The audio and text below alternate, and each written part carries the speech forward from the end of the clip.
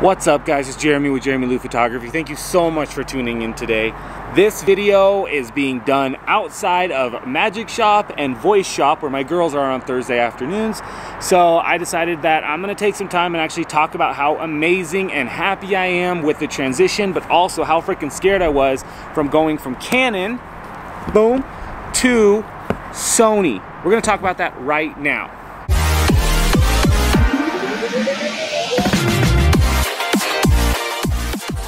So guys, welcome to the channel. If you guys are new to the channel, please consider subscribing. If this video helps you out in any way, give it a thumbs up and then click that bell for notifications. It tells you every time I come on.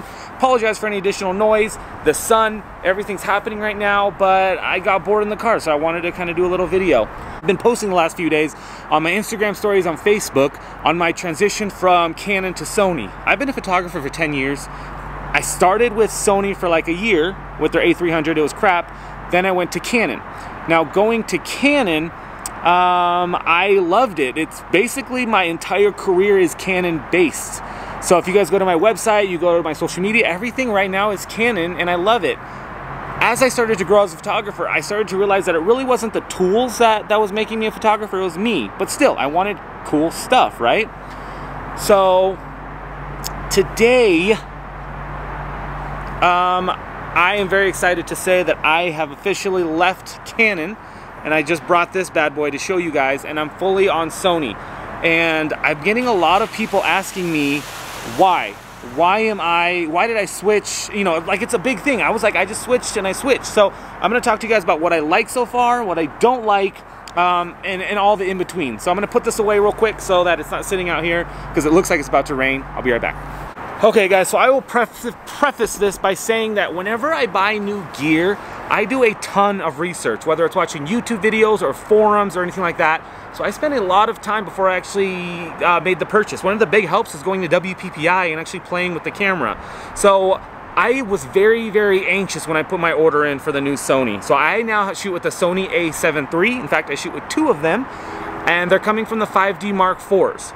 Now, the biggest thing that I was scared about was switching out my lenses, switching out my body, basically not having the shutter anymore to play with, and also the size of the camera. So a couple of the reasons why I didn't want to switch, and it took me so long, was all of those. The size of the camera, I didn't want something small at a wedding that didn't make me look professional. I didn't want to have to buy new lenses for everything, and I didn't want to have to learn a brand new system.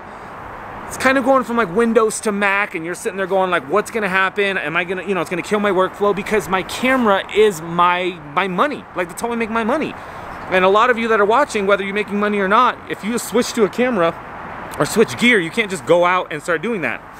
So it took me a little bit of time to make that jump, but when I did, guys, I am so excited and so happy. So here's the thing, I got used to Canon, I got used to the way it works, I could close my eyes and I make everything happen, and that's how it would work.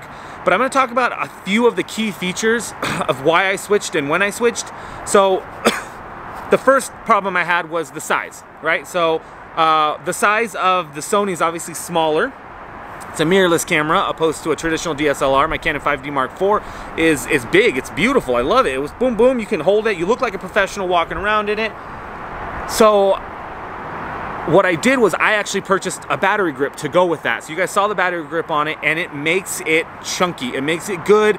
And actually putting them side to side, there's only a small, slim difference.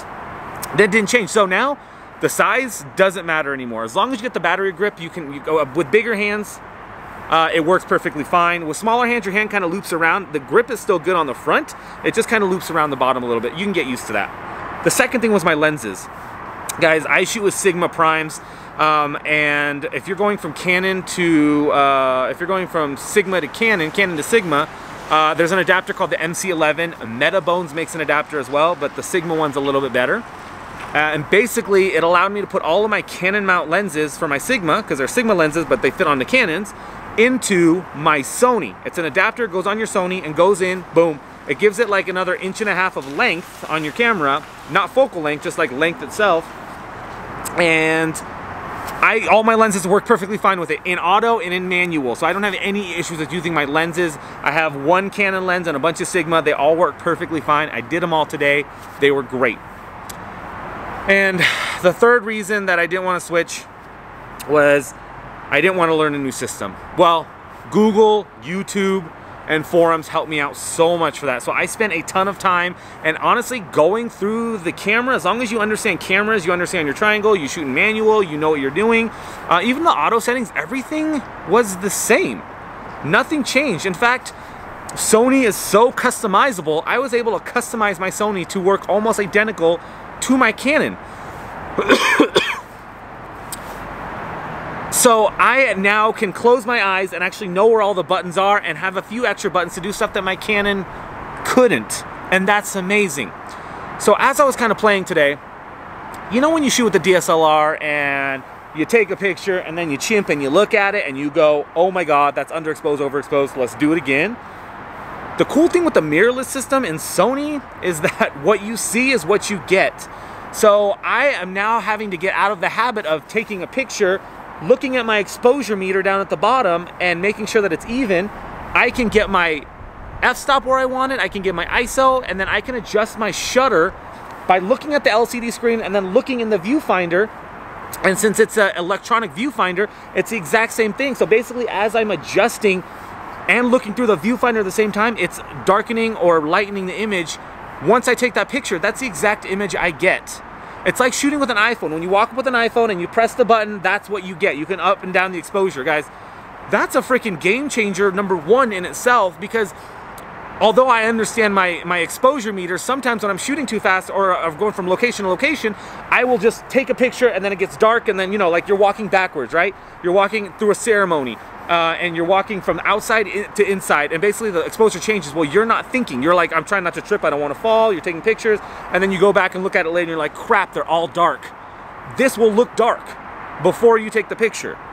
The bad side of that I'm trying to hope that they rectify is that there is no way to just have the image show up on the LCD screen and not the viewfinder. And what I mean is, normally when you take a picture, it shows up for 2 seconds, 5 seconds, whatever. I had it set to 2 seconds. So I take a picture, I look down, and I see the image for 2 seconds to verify that I shot it, that it looks great.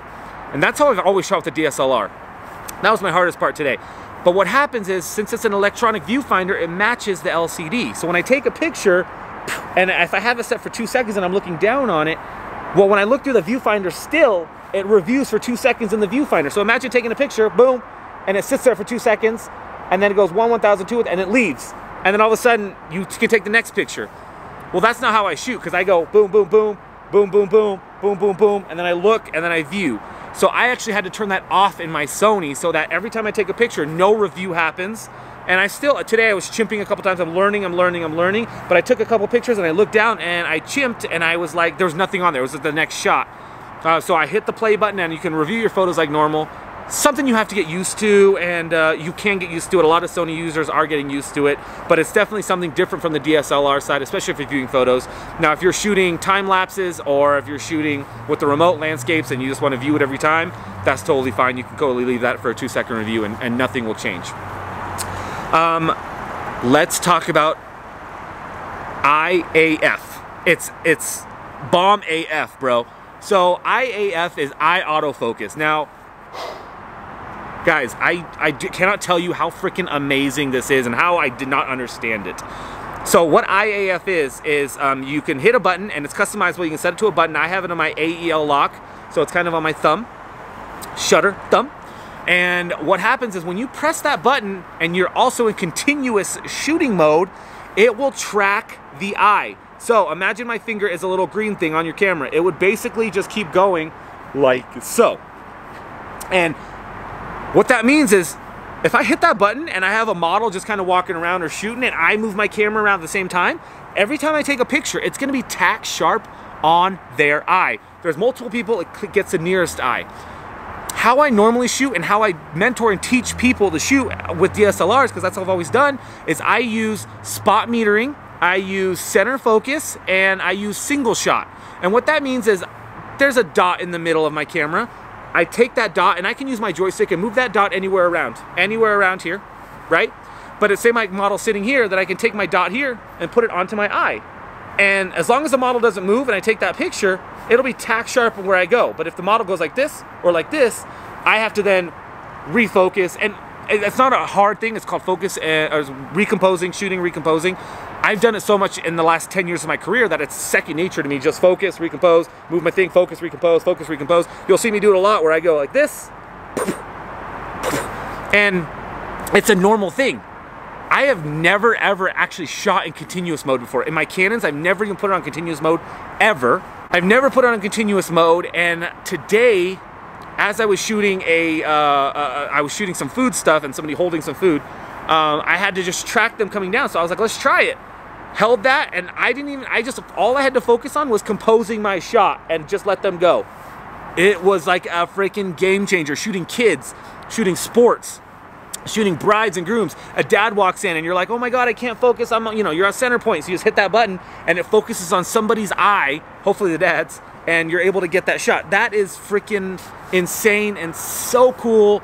I can't even tell you, like, I'm pretty sure that all cameras in the future are gonna have that ability, and they should, and it's amazing, and that's what they should be doing.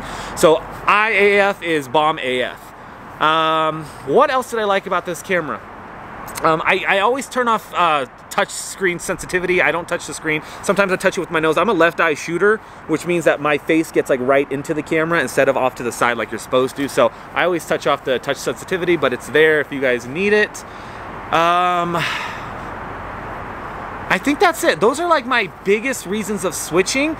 A smaller camera, smaller file sizes, guys. I got the AF3. I got the A7 III rather than the A7R III. It's half of the file sizes. I don't need 42 megabytes per image. This is 24 megabytes per image. I think that's about it. Guys. If you are thinking of switching, if you are thinking of going from one system to the other, it's definitely scary, but you just gotta pull the trigger. I left Canon because Canon's not upgrading their shit. Nothing is, if you go on any Canon forum right now, just go to Facebook and go look at Canon, look at their sponsored posts, and look at how many people are just hating on them. How many professionals are getting in there, or even non-professionals getting in there and asking why they didn't do certain things. Why is there no 1080p on this thing? They're not listening. They're basically making a camera so that you have to buy a camera in 6 months. They know that people are going to just buy it from the Canon name and then buy another one because it doesn't have this and this. Sony literally was built almost like for photographers, by videographers. They knew what we needed and they made it happen. And now Canon and Nikon are backtracking, trying to get to the mirrorless world when they should have been in the forefront at the beginning. It's freaking insane how many things within this camera, as I was just going through. Now, I don't use everything within the Sony system. I don't need it. I'm very simple. How many things there are in there where I was like, oh my God, yeah, that makes sense. Oh my God, yeah, like, why isn't that an option? And that's what it should be. All right, guys. Thank you so much for tuning in. Comment below. I'd love to hear your thoughts. I'm watching a ton of tips videos on the Sony itself. So thank you guys so much. Have a good day. I will talk to you later. Bye.